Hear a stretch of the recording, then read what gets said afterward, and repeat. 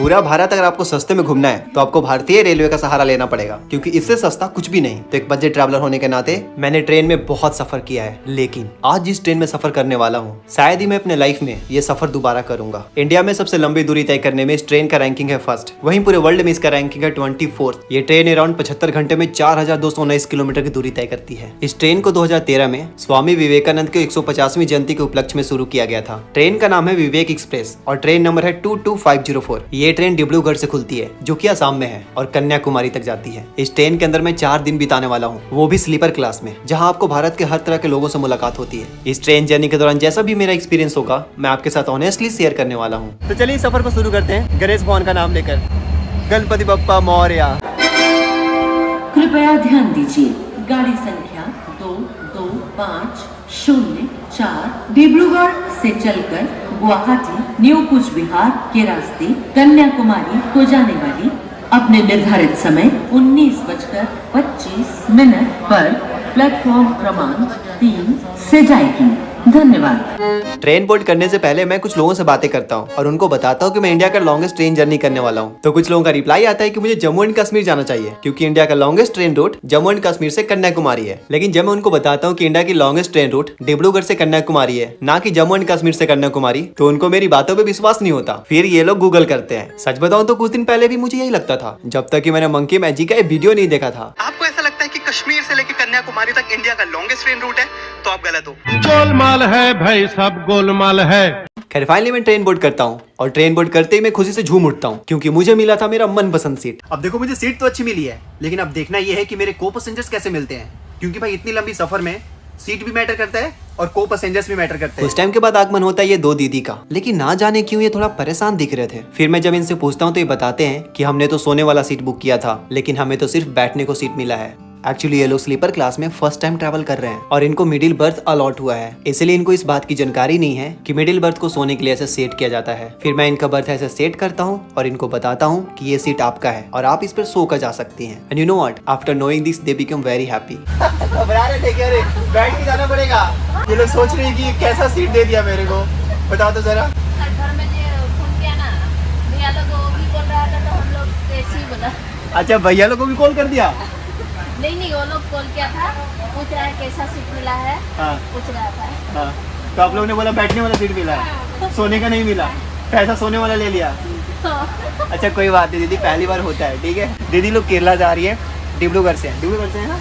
फिर मैं अपने सीट पर जाकर बैठ जाता हूँ। अब देखो मैं सोने ही वाला होता हूँ, तभी मुझे सुनाई पड़ती है कि रात को ट्रेन में जूता चप्पल चोरी हो जाता है। ऐसा सुनते ही मेरा ध्यान अपने जूते पर जाता है। फिर मैं वो करता हूँ जो मैं जब दूसरों को करते हुए देखता था तो काफी हंसता था।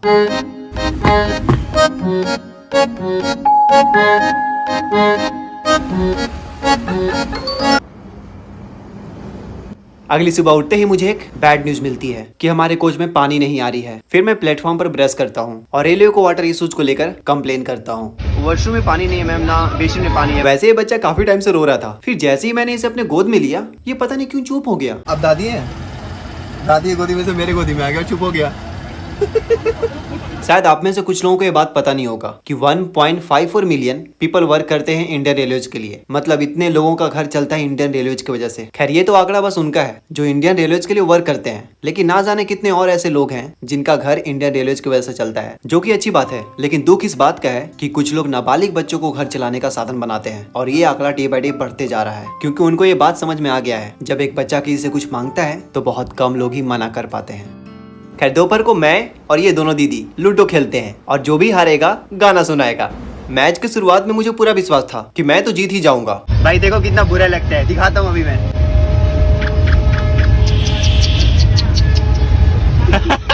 लेकिन वो कहते हैं ना, पासा कभी भी पलट सकता है। भाई मेरे साथ अभी काफी बुरा हुआ यार।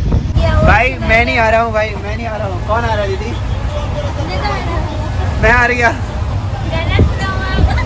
मेरे हारने के बाद सारे को पैसेंजर्स एकजुट होकर गाना सुनाने को कहने लगते हैं। अब देखो गाना गाने में कोई दिक्कत नहीं था, लेकिन चलती ट्रेन में कभी मुझे गाना गाना पड़ेगा ऐसा मैंने कभी नहीं सोचा था। खैर फाइनली मैं एक गाना गाता हूँ। जीना है तो हंस के जियो, जीवन में एक पल भी रोना ना, हंसना ही तो है जिंदगी।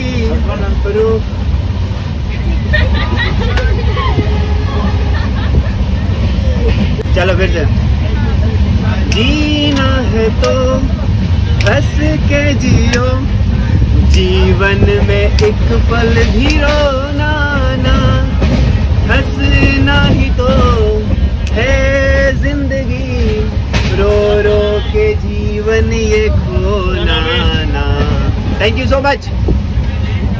मैंने इतना अच्छा गाया लेकिन आपने ताली नहीं बजाया। अरे आप ही को बोल रहा हूँ जो अभी आप मेरा वीडियो देख रहे हो। खैर मेरे को पैसेंजर्स ने ताली बजाया। गाना शाम को सारे को पैसेंजर्स को बिस्कुट खिलाकर मैंने उनसे जान पहचान कर ली ताकि मेरा आगे का सफर बोरिंग ना हो।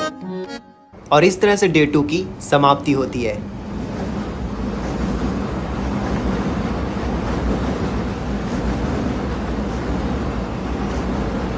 अगर इतनी भीड़ देखकर आपको लग रहा है कि ये जनरल क्लास है तो आप गलत हैं। ये स्लीपर क्लास ही है और ये मेरा ही कोच है। जब स्टेशन पर ट्रेन रुकी तो मैं सोचा क्यों ना बाहर जाकर फेस धो लिया जाए, लेकिन इससे पहले कि मैं बाहर निकल पाता ट्रेन स्टेशन से खुल जाती है।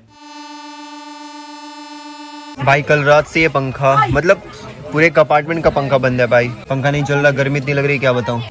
अभी मतलब आज मेरे को थोड़ा सा ना क्या बोल सकते हैं, सफोकेशन हो रहा है यार। मेरे को घुटन जैसा हो रहा है, मन कर रहा है निकल जाऊं मैं ट्रेन से। कल तक बहुत अच्छा लग रहा था लेकिन आज ट्रेन में इतनी भीड़ हो गई है, पानी की कमी है, पंखा नहीं चल रहा है। अब आप बोलोगे कि जब पानी ही नहीं था तो मैंने ब्रश कैसे किया, तो मैं ब्रश बॉटल के पानी से करता हूँ। देखो बॉटल के पानी से मुंह धो रहा हूँ और वॉशरूम दूसरे कोच का जाकर यूज करता हूँ। सच बताऊँ तो आज मैं थोड़ा सैड फील कर रहा था, लेकिन फिर मैं खुद को थोड़ा समझाता हूँ कि मैं इस ट्रेन का सफर इसीलिए कर रहा हूँ ताकि मैं खुद अनुभव कर पाऊँ कि आखिर कुछ लोग 4 दिनों तक इस ट्रेन में सफर कैसे करते हैं, उन्हें कौन कौन सी परेशानियों का सामना करना पड़ता है।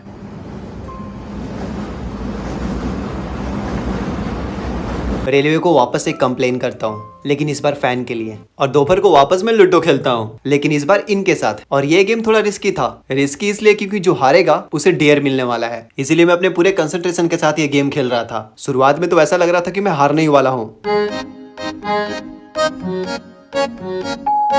मंगलम भगवान विष्णु।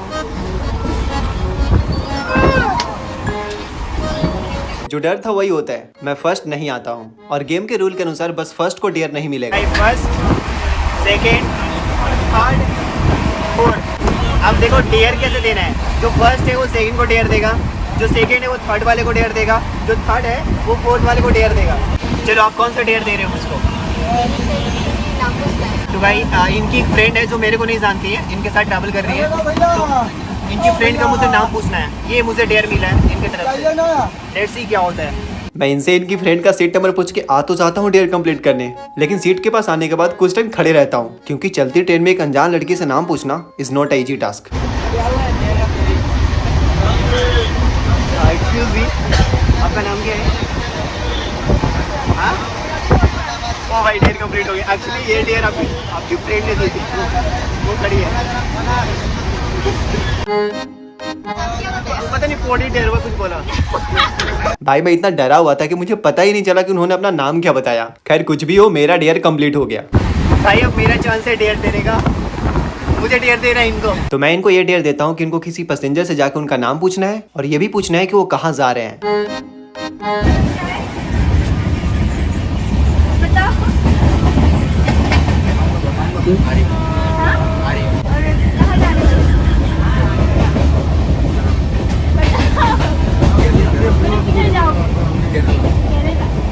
ओ भाई मैंने एक्सपेक्ट नहीं किया था कि स्टार्ट करेंगे।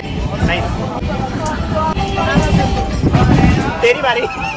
तो भाई अब इनका चांस है, इनको डेयर देना। बताओ आपका डेयर क्या है? भाई को डेयर मिलता है ये। अंदर लड़की के सामने जाके उसको रोमांटिक वाला गाना गाना पड़ेगा।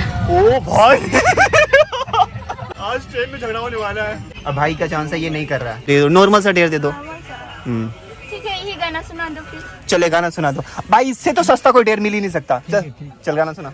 धीरे से मेरी जिंदगी में आना, धीरे धीरे से दिल को चुराना, तुमसे प्यार हमें है कितना है जाने जाना, तुमसे मिलकर तुमको है बताना, शाम ही तो काम ही तो तेरे बिना सनम, चैन ही तो चैन ही तो तेरे बिना सनम।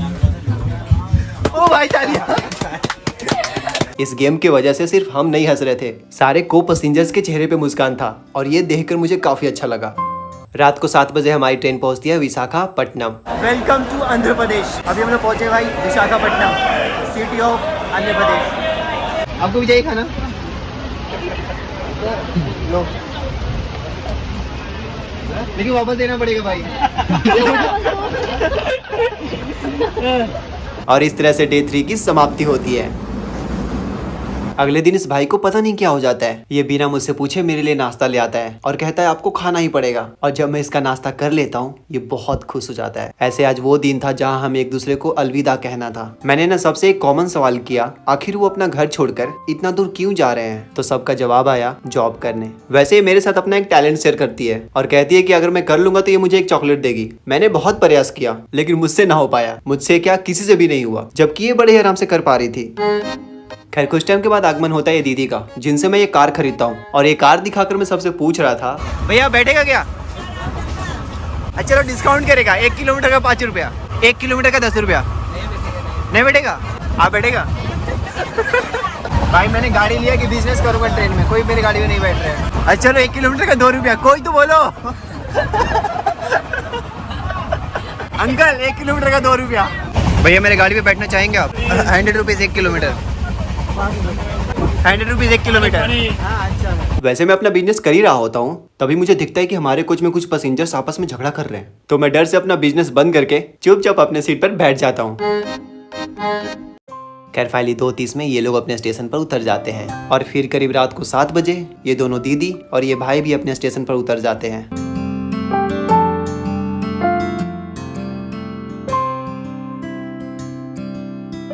भाई पूरा ट्रेन खाली हो गया, लगभग सारे लोग उतर गए यार। जब मैं ट्रेन में चढ़ा था तो उस टाइम भी अपने कोच में अकेला ही था, और अब जब ट्रेन को बाय बाय बोलने का टाइम आया है तो इस टाइम भी अपने कोच में अकेला ही हूँ।